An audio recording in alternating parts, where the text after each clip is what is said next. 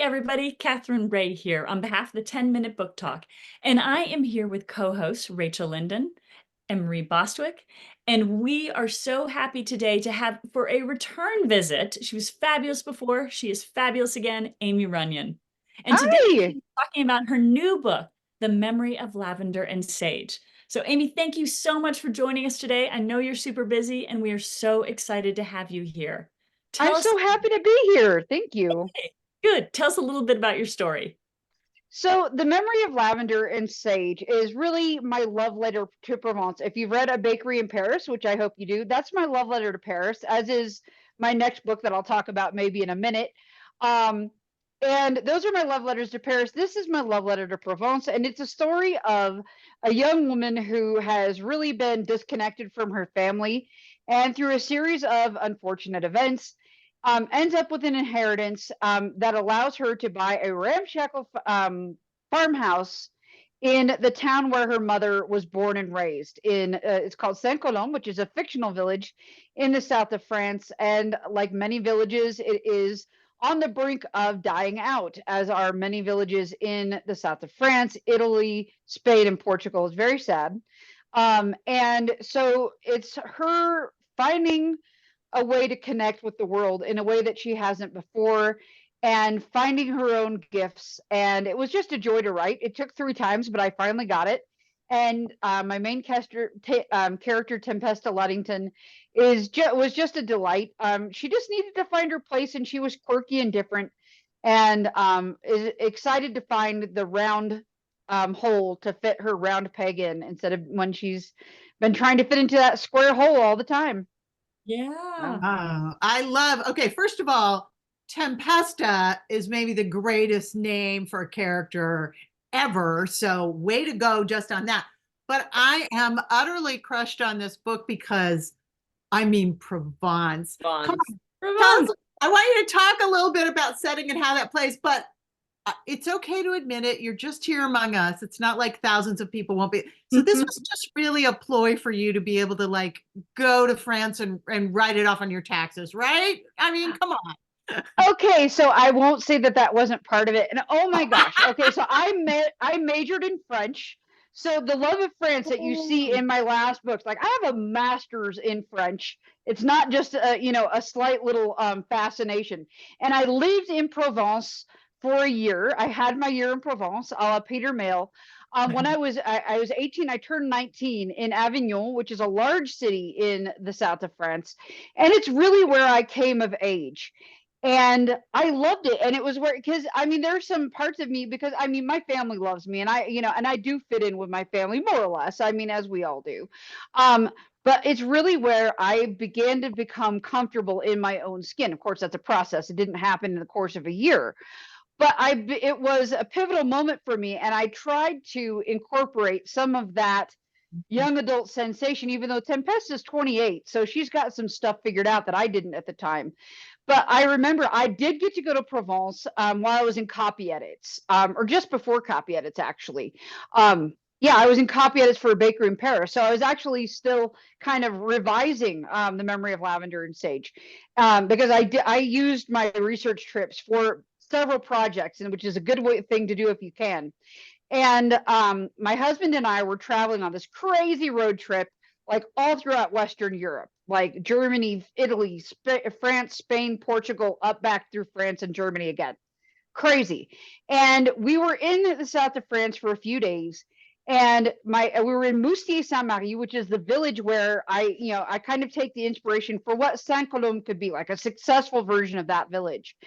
And I'm walking around, and my husband looks at me, he looks around, he looks at the shops, and he said, "This is you, because you're wearing a dress, like you look like one of the locals. Your hat is even like the hats they're selling in the tourist shops." Like, yeah, this is kind of who I am. And so it was, in a sense, getting to share a bit of myself in the literature that I haven't gotten to share before, and it was so much fun. Oh, I love that. How delightful. Fun for readers too. Fun for Yeah. readers.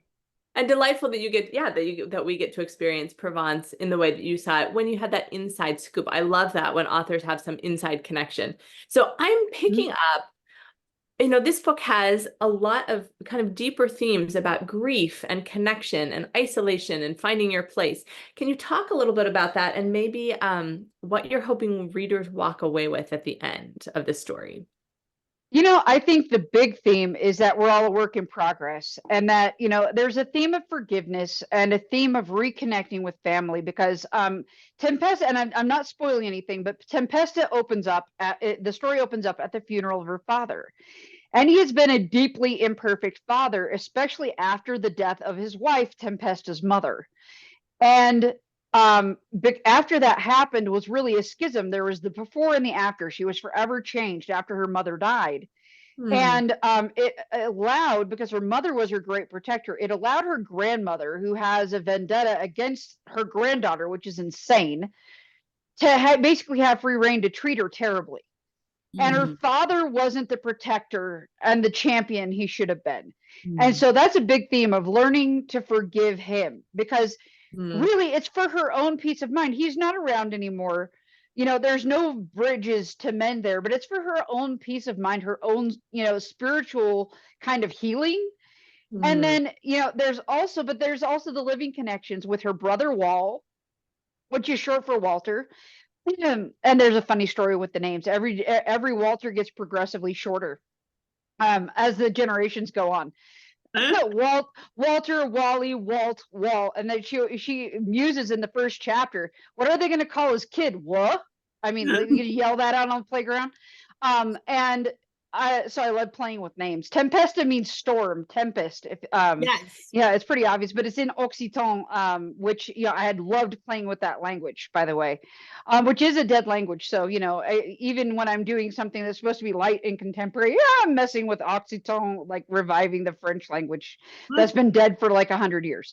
But so yeah, the theme of learning to forge a new relationship on new terms with her brother and even her grandmother to a lesser extent is a major theme, and it's not because they deserve forgiveness, it's because she deserves peace. And so that's a big thing. And then learning her internal gifts, and that's kind of it's kind of manifested through the gifts she learns that she has with growing herbs, hence the title Lavender and Sage. Because she has a gift to influence people's emotions with herbs. That's kind of the little supernatural, you know, magical realism element. And she learns that the other women in that line of her family have had small gifts like that as well. I mean, it's not super over the top, you know, kind of paranormal stuff, because that's not what I do. But I love the touch of messing with the real world. So that's why we did what we did. But it's about her learning the gifts that have been kind of repressed inside her for, you know, years and years. Lovely. Wow. Very cool.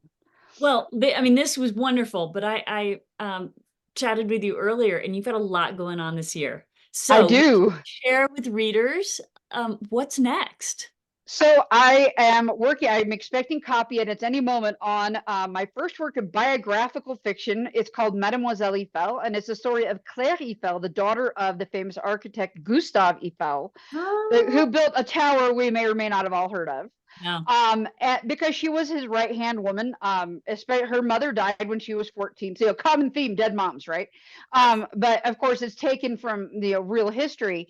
Her mother died when Claire was only 14, and she kind of took over the role of, you know, woman of the house, raising her siblings and helping her father with his various responsibilities. And so I thought it was a fascinating story that really hasn't been written much about in English, especially. And so it was just a fascinating story to write and research. I got to spend time in the Eiffel family archives in Paris at the Musée d'Orsay, like getting to go through the Musée d'Orsay after dark was incredible. So that was amazing. And then, you know, a little bit further down the pike, I have another collaboration with my good friends Rachel McMillan and Janelle Soselsky called The Liberty Scarf. That's coming out November. I think like early November 2nd, maybe. And then my second contemporary, which is we're working on the title, is coming out sometime in the spring of 25. So I'm already tired. Oh my goodness, I'm tired. I'm tired just hearing it's amazing. That's Yeah. You're gonna make the amazing. rest of us look bad. Knock it I off. know, but so much goodness ahead for you and for Yeah. readers. So everybody, Mm. there are more Aimie Runyan books coming, which is amazing, unbelievable. Yeah. Aimie, before we let you go, though, we've got one final question, as you know we always do. What is bringing you joy today? Well, given that whole I'm already tired thing, I'm going to say it's my iced coffee that I basically it's a big drink like one. water. Yeah, it's a big one. It's a big one. Yeah, And yeah, it's basically how I've been getting through my day. But more seriously, my family has just been so supportive. They know that my next 6 weeks are going to be insane with the launch of Lavender and Sage and a book due like 2 weeks after that. So, you know, they've been so wonderfully supportive and just, you know, giving me the space I need to be able to breathe and work. And I couldn't do this without them. Yay! That's Very That's exciting. cool. Okay, lovely. Very cool. Rachel and Aimie, hold up the book one more time so readers get a glimpse of that beautiful cover. And thank you, Aimie, for being here today. And thank you, readers, for joining us once again at the 10-Minute Book Talk. We hope to see you next week for more bookish chat and another author. Bye-bye, everybody. Hey, guys.